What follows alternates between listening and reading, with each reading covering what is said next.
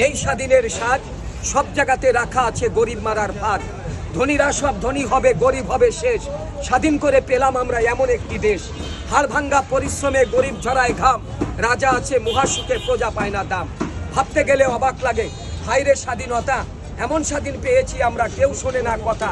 দুর্নীতি আজ এত চাঙ্গা, পঙ্গু করেছে দেশ, দেশের টাকা বিদেশ নিয়ে দেশ করেছে শেষ। দেখছে কিন্তু সব লোকে, বলছে না কেউ কথা। আমরা কি তাই চেয়েছিলাম এমন স্বাধীনতা? আসলে কি আমরা স্বাধীনভাবে আছি? আসলে আমরা স্বাধীনতা পেয়েছি, কিন্তু আসলে স্বাধীনতার যে সুফল, আমরা এই সুফলটা এখনো আমাদের ঘরে আসেনি, এখনো ঘরে তুলতে পারিনি। কারণ আমাদের অনেক কিছুতে বাধা হয়ে আছে। পূর্ণ স্বাধীনতা পদে পদে ক্ষমতাভোগী যারা, ক্ষমতা ভোগ করে যারা, গরিবের রক্ত চুষে, যারা গরিবের ঘাড়ের উপর পা রেখে ধনীর অট্টালিকা গড়ছে, হাজার হাজার কোটি টাকার মালিক হয়ে বিদেশে টাকার পাচার করছে একটি স্বাধীন সার্বভৌমত্ব দেশে, এটার নাম স্বাধীনতা নয় বন্ধুরা, এটা স্বাধীনতা নয়।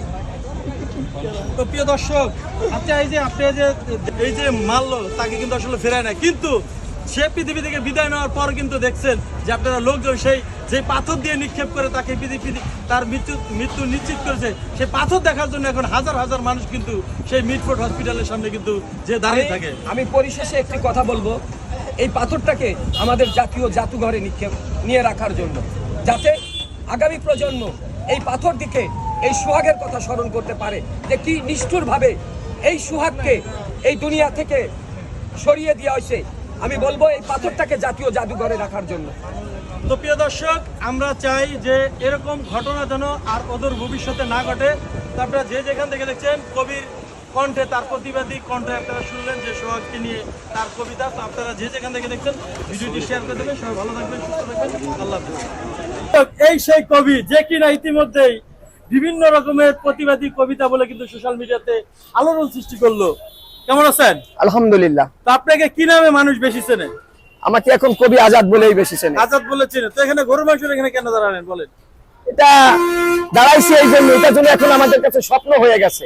গরু মাংস আবার স্বপ্ন? কি বলেন? তো এটা নিয়ে একটা কবিতা শুনুন আমাদের। ঠিক আছে। ভুলে গেছি গরুর গোশত, না মানি না মুখে, এসব এখন ধনির পণ্য, তারা খেয়ে থাক না বাইসে সুখে। বলবো শুনবে ইলিশ মাছ, রূপকথার এক গল্প, সেই যে কবে খেয়েছিলাম, দাম ছিল তখন অল্প। এসব কথা বলতে গেলে কষ্টের নাই শেষ, সিন্ডিকেটের কবলে কিন্তু এখনো বাংলাদেশ। আসসালামু আলাইকুম ওয়া রাহমাতুল্লাহ।